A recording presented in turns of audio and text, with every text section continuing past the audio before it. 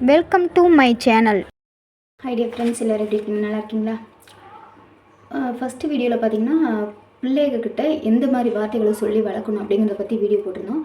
இப்போ வந்து பிள்ளைகள்கிட்ட எந்த மாதிரியான வார்த்தைகளை வந்து சொல்லக்கூடாது அப்படிங்கிறத இந்த வீடியோவில் சொல்லியிருக்கேன். அதனால் ஸ்கிப் பண்ணாமல் பாருங்கள், பார்த்தா தான் நான் என்ன சொல்கிறேன் அப்படிங்கிறது புரியும்.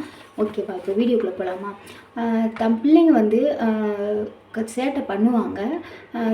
எல்லா பிள்ளைகளுமே சேட்டை பண்ணக்கூடியவங்க தான். ஆனால் அவங்கள வந்து நம்ம சொல்ல வேண்டிய விஷயத்தில் சொல்லி புரிய வைக்கணும். அப்போ தான் வந்து சேட்டை பண்ணுற பிள்ளைகள் வந்து புரிஞ்சுக்குவாங்க. சரிங்களா?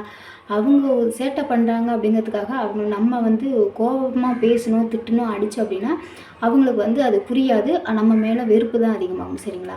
எந்த மாதிரி வார்த்தைகளை சொல்லக்கூடாது அப்படிங்கிறத இந்த வீடியோவில் பார்க்கலாம். ஓகேங்களா? இப்போ வந்து குழந்தைங்க படிக்கலைன்னா என்ன பண்ணணும், நீ உருப்படவே மாட்டே அப்படின்னு ஒரு வார்த்தைகள் சொல்லுவாங்க. அதாவது கோவத்தில் சொல்கிறது தான். ஆனால் வந்து அந்த வார்த்தைகள் சொல்கிறதுனால பிள்ளைங்க மனசில் எப்போ பார்த்தாலும் என்னைய உருப்படவே மாட்டேன்னு எங்கள் அம்மா எங்கள் அப்பா திட்டிகிட்டே இருக்காங்க அப்படிங்கிற ஒரு வலி ஏற்படும். சரிங்களா? அந்த மாதிரி வார்த்தைகளை யூஸ் பண்ணாமல் இருக்கிறது நல்லது.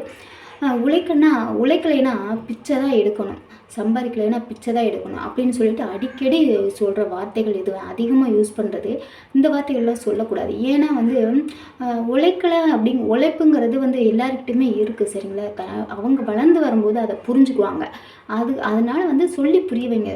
வேலை செய்யணும், இப்படி பண்ணால் தான் நம்ம வந்து வாழ்க்கையில் முன்னேற முடியும் அப்படின்னு சொல்லி புரிய வைக்கலாம். அதுக்கு உழைக்கலைன்னா பிச்சை தான் எடுக்கணும் அப்படின்னு சொல்லிட்டு நம்மளே அந்த வார்த்தையை வந்து சொல்லி அவங்கள கஷ்டப்படுத்தக்கூடாது. ஓகேங்களா? பணம் இல்லாட்டி ஒரு நாளும் முன்ன மதிக்க மாட்டாங்க அப்படிங்கிற வார்த்தை அது உண்மைதான். பணம் இல்லைன்னா வந்து யாருமே மதிக்க மாட்டாங்க. ஆனால் அந்த பிள்ளைகளுக்கு சொன்னால் புரியாது. சரிங்களா? அந்த பணத்தோட மதிப்பை வந்து அவங்களுக்கு புரிய வைக்கணும். சரிங்களா? அதை புரிஞ்சுக்கிட்டாவே அவங்களுக்கு தெரியும். பணத்தோட மதிப்பு தெரிஞ்சுனாவே நம்ம பணம் தான் முக்கியம் அப்படிங்கிறத புரிஞ்சுக்குவாங்க. சரிங்களா? அதனால் இந்த மாதிரி வார்த்தைகளை யூஸ் பண்ணாமல் இருங்க. ஓகேங்களா? நீ எச்சியில் எடுக்கத்தான் லாய்க்கு, நீ எச்சி பாத்திரம் கழுவத்தான் லாய்க்கு அப்படிங்கிற வார்த்தையை யூஸ் பண்ணாதீங்க. சரிங்களா? நம்ம பிள்ளைங்க எச்சியில் எடுக்கக்கூடாதுன்னு தான் நம்ம இந்த பாடுபட்டு கஷ்டப்பட்டு நம்ம பிள்ளைகளை பார்த்துக்கிறோம். சரிங்களா? நம்மளே அவங்கள திட்டும்போது அவங்க எந்த அளவுக்கு பாதிக்கப்படுவாங்க நினச்சிங்க. அப்போ என்ன நினைப்பாங்க, சப்போஸ் ஒரு காலத்தில் வந்து எங்கள் அம்மா அப்பா சொன்னனால தான் நான் வந்து இப்போ எச்சி இலையை எடுக்கிறேன், தட்டு கழுவுறேன் அப்படிங்கிற ஒரு எண்ணம் கூட வந்துடும். சரிங்களா? அது இல்லாட்டி நான் எச்சி இலையை எடுத்து கூட பொழைச்சிக்குவேன் அப்படிங்கிற ஒரு எண்ணத்தில் கூட அவங்க நடந்துக்குவாங்க. சரிங்களா? அப்படி சொல்லக்கூடாது. சரிங்களா? நீ நல்லா படிச்சுன்னா நல்லா முன்னுக்கு வருவ, நல்லா படி, உன்னால் முடியும், எந்த ஒரு தொழிலுமே நீ சக்ஸஸ்ஃபுல்லாக முடியும் அப்படிங்கிற ஒரு மோட்டிவேட்டடாக பேசுங்க. சரிங்களா? அவங்க கண்டிப்பாக வந்து வாழ்க்கையில் முன்னேறுவாங்க. ஓகேங்களா? அடுத்து வந்து காசு பணம் இல்லைன்னா யாருமே மதிக்க மாட்டாங்க. அது உண்மை தான். காசு பணம் இல்லைன்னா யாருமே மதிக்க மாட்டாங்க. ஆனால் வந்து அந்த பிள்ளைகளுக்கு புரியாதுல்ல. அப்போ வந்து அந்த காசு பணம் செலவுகளை சொல்லணும். வரவு எவ்வளவு, செலவு எவ்வளவு, வரவுக்கு ஏற்ற செலவு பண்ணணும், சேமிக்க பழகிக்கணும், சேமிக்கிறது எப்படிங்கிறத சொல்லி கொடுக்கணும். சரிங்களா? இப்படி சொல்லிட்டோம்னா அவங்க வந்து புரிஞ்சு நடந்துக்குவாங்க. சரிங்களா?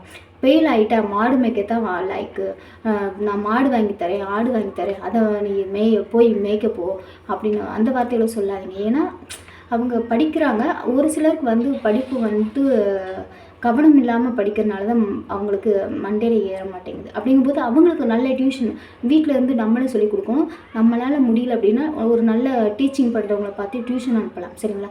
புரியாதது எது கஷ்டமாக இருக்குதோ அதை ஃபஸ்ட்டு வந்து அவங்களுக்கு இம்பார்ட்டன்ஸ் கொடுத்து அதை படிக்க வைக்கலாம். சரிங்களா? ஒவ்வொரு நாளைக்கும் ஒவ்வொரு கொஸ்டின் படித்தாவே அவங்களுக்கு போதும். சரிங்களா? படிக்கிறது கஷ்டம் இல்லைங்கிறத அவங்களுக்கு புரிய வைக்கணும். சரிங்களா? கஷ்டமாக இருக்குது அப்படின்னு நம்மளே சொன்னால் அவங்களால ஏற்றுக்க முடியாது. நீ படி, கண்டிப்பாக உன்னால் முடியும் அப்படிங்கிற வார்த்தைகளை மட்டும் சொல்லுங்கள், கண்டிப்பாக அவங்க படிப்பாங்க. ஓகேங்களா? நான் செத்துட்டா நீ பிச்சை தான் எடுக்கணும். அம்மா அப்பா இல்லைன்னா கண்டிப்பாக பிள்ளைங்க கஷ்டப்படுவாங்க. அதை சொல்லி வளர்க்காதீங்க. சரிங்களா? அதை சொல்லாதீங்க. நான் இல்லைன்னா நீ ரொம்ப கஷ்டப்படுவேன் அப்படிங்கிற வார்த்தை சொல்லாத.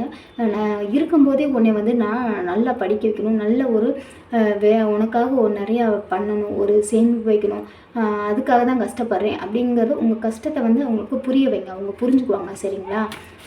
அடுத்து வந்து என்னென்னா, வீட்டுக்கு அடங்காத பிள்ளை ஊருக்கு அடங்கு.